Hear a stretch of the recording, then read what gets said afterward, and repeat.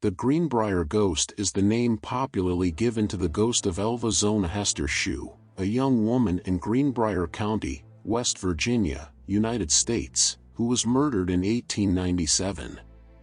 Initially judged a death by natural causes, the court later declared that the woman had been murdered by her husband, following testimony by the victim's mother, Mary Jane Heaster, in which she claimed that her daughter's spirit revealed the true cause of death. In October 1896, Elva Zona Heaster met a blacksmith named Erasmus Stribbling Trout Shue, and married him soon afterwards, taking his surname. On January 23, 1897, Zona was found dead in her home. The cause of death was listed as childbirth. She was buried on January 24, 1897, in the local cemetery now known as the Soule Chapel Methodist Cemetery. Her mother, Mary Jane Heaster, later claimed to have seen Zona's ghost at her bedside.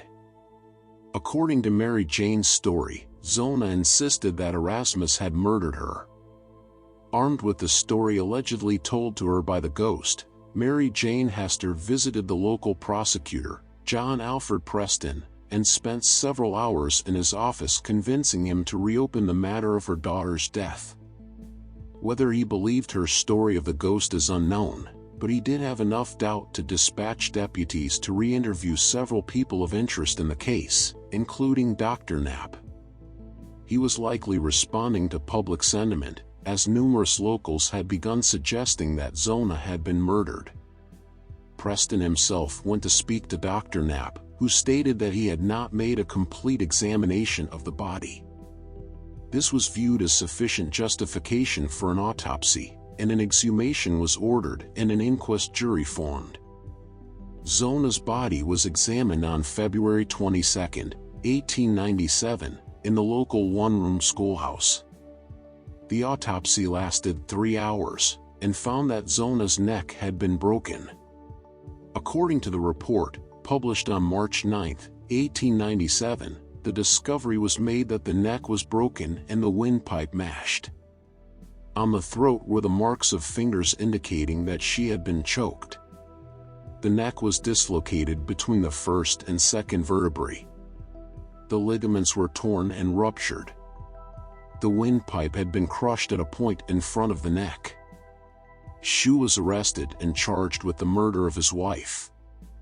126 years ago, Elva Zona Heaster Shue, wife to Erasmus Stribbling Trout Shue, was found dead in her home from what was initially ruled natural causes.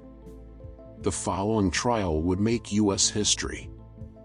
According to the Monroe Watchman via West Virginia Archives and History, Elva was found dead in her home in Greenbrier County by a local boy that Erasmus had sent to ask her what she wanted from the market. Erasmus and doctors quickly arrived after being notified, but Elva was unable to be resuscitated by a doctor and was requested to desist from further examination by Erasmus.